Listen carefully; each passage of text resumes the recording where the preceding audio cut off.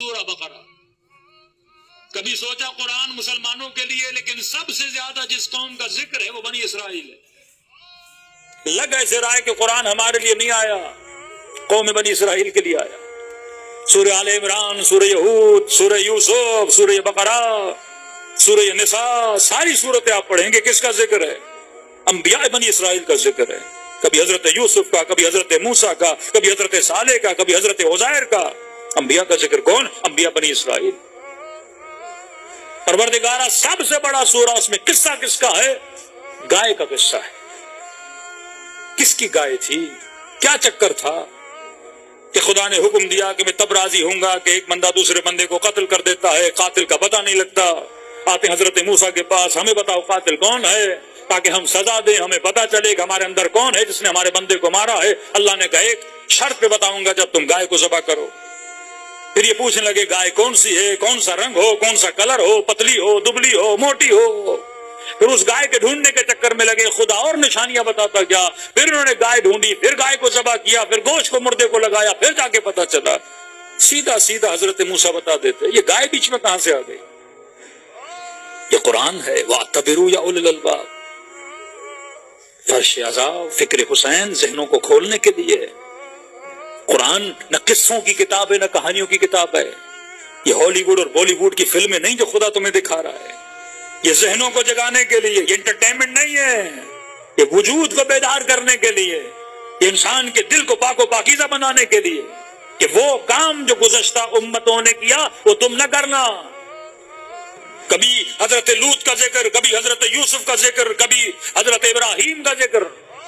لوط کے زمانے میں ایک بیماری تھی، ہم جنس پرستی.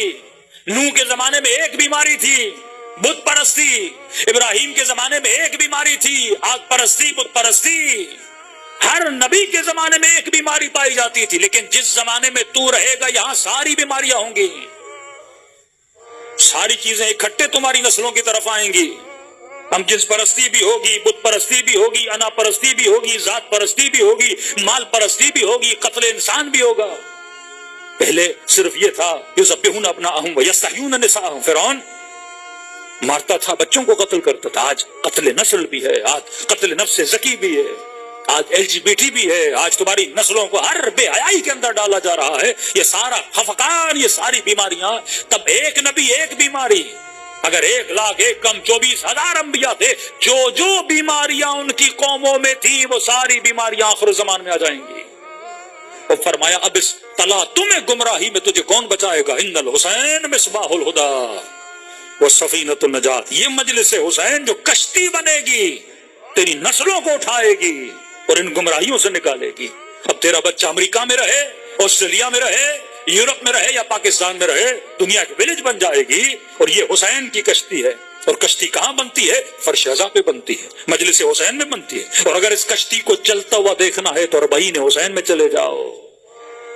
کس طرح انسان کی فطرت اربعین میں جاگ جاتی ہے. وہ نگاہ شہوت نہیں، وہ نگاہ کنجوسی نہیں، وہ ایثار کا جذبہ، قربانی کا جذبہ، انسانیت کا جذبہ. ایسے لگتا ہے کہ انسان نہیں، یہ فرشتے ہیں جو چل رہے ہیں، یہ کھلانے والے معمولی انسان نہیں. کون اتنا سخی بن جاتا ہے؟ یہ حسین کی کشتی ہے جو تجھے نور بنا رہی ہے. یہ حسین کی کشتی ہے جو تجھے اصلی فطرت کی طرف پلٹا رہی ہے. اور جیسے اس کشتی سے نکل کے اس تلا تم کے اندر آؤ گے، پھر یہ دنیا کی نجاستیں، یہ دنیا کی خباثتیں، یہ تمہاری نسلوں کو کہاں سے لے کر کہاں لے کر چلی جائیں گی. یہ تمہارے حیا کو چرا لیں گی، تمہاری غیرتوں کو چرا لیں گی. یہ تمہیں امن پسند نہیں، ظلم پرست بنا دیں گی. فرمائیے حسین کی کشتی ہے. اب ایک بیماری. اب آؤ سورہ بقرہ، سوچو خدا نے یہ کیوں کہا. فرمایا یؤمنون بالجبت والطاغوت. کبھی بنی اسرائیل گھر میں فراغت ہو، بچوں کے ساتھ بیٹھ کے انہیں بنی اسرائیل سنایا کرو، کیونکہ رسول نے فرمایا بالنعل بالنعل، جو کچھ بنی اسرائیل نے کیا وہ سب کچھ میری امت کرے گی. گلے کاٹے میری امت کاٹے گی، ظلم کیے میری امت کرے گی، فسق کیا میری امت کرے گی، نفاق تھا میری امت کرے گی. وہ ساری بیماریاں نبی نے فرمایا بالنعل بالنعل. حضرت ہارون کو نہیں مانا، وہی امت نے کام کیا اور علی بن ابی طالب سے منہ کو پھیر لیا. وہ سارے ظلم فرمایا یہ ساری امت کرے گی، عبرت حاصل کرو کہ تم ان کاموں میں شریک نہ ہو جانا۔ فرمایا یؤمنون بالجبت والطاغوت، یہ کون تھے بنی اسرائیل؟ فرمایا دو چیزوں پر ایمان رکھتے تھے، ایک جبت پر، ایک طاغوت پر۔ جبت کیا ہے؟ جبت کہتے ہیں ایجپٹ کو، مصر کو۔ بنی اسرائیل نے کہاں سے ہجرت پائی؟ مصر سے ہجرت کی انہوں نے فلسطین کی طرف۔ اب مصر میں رہے تھے، مصر میں اقوام تھی، جس طرح آپ ہندوؤں میں دیکھتے ہیں یہ برہمن ہندو ہے تو کہتے ہیں ہم بڑے اعلیٰ قسم کے لوگ ہیں، اور دوسروں کو کمی نیچی ذات مانی جاتی ہے، اپنے ساتھ بیٹے بھی نہیں دیتے، اور سب کے خدا کیا تھے؟ الگ الگ تھے۔ جو فرعونی تھے ان کے خدا جو تھے وہ یہی گائے تھا۔ کون سی گائے؟ سونے کی گائے۔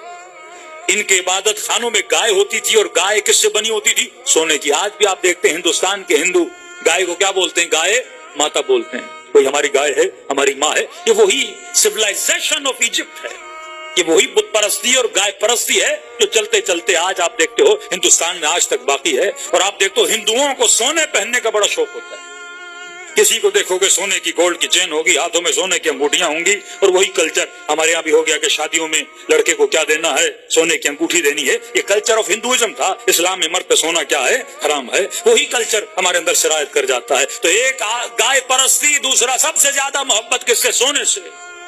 جب حضرت موسیٰ نے ان کو توحید پرست بنایا، مصر سے ہجرت کروا کے، معجزہ کروا کے، ید بیضا کروا کے، عصا کو اژدہا بنا کے، سمندر کو زمین بنا کے دوسری طرف لے کر گئے، تو یہ کسی بستی سے گزرے، انہوں نے دیکھا کہ اس بستی والے کیا کر رہے تھے؟ کسی بچڑے کی عبادت کر رہے تھے۔ تو کہا کہ موسیٰ ہم نے سب کچھ مان لیا، تجھے مان لیا، تیرے خدا کو مان لیا، لیکن ایک تھوڑا سا کام کر، یہ نہیں ہو سکتا کہ تو ہمارے لیے بھی کوئی بت بنا دے۔ ابھی تک دل میں کیا تھی؟ ایجپٹ، یؤمنون بالجبت کی محبت تھی، وہ حسرتیں ابھی بھی باقی تھی کہ میں ویسا بنوں جیسا فرعونی تھے۔ تبھی حضرت موسیٰ وواعدنا موسیٰ 30 لیلہ واتممناها بعشر، جب 40 دن کے لیے اللہ کی عبادت کے لیے جاتے ہیں۔ اب سوال ہے یہ سامری جب آیا اس نے بکری کیوں نہیں بنائی؟ سمجھو یزیدی کس طرح نسلوں کو چراتے ہیں، طاغوت والے کس طرح تمہارے بچوں کو تمہاری گودوں سے چھینتے ہیں۔ بکری نہیں بنائی، ہاتھی نہیں بنایا، اونٹ نہیں بنایا، اس نے کیا بنائی؟ گائے بنائی، گائے کا بچڑا بنایا۔ سامری سے جب موسیٰ نے کہا کہ تم نے بچڑا کیوں بنایا، کہا موسیٰ میں نے ان کے دلوں میں دیکھا، زبان سے تو اللہ کو مان گئے، دل میں اب بھی بچڑے کی محبت تھی۔ زبان سے کلمہ پڑھ لیا، اشہد ان لا الہ الا اللہ واشہد ان محمد رسول اللہ، لیکن ابھی تک وہ جہالت عربیت و عصبیت ان کے دلوں میں باقی تھی کہ وہ جواں ہے، اس کو ہم خلیفہ کیوں بنائیں۔ عرب کی پرانی رسومات ان کے دلوں میں تھی کہ 40 سال سے اوپر ہوگا، بوڑھا ہوگا تو حق حاکمیت اس کے پاس ہے۔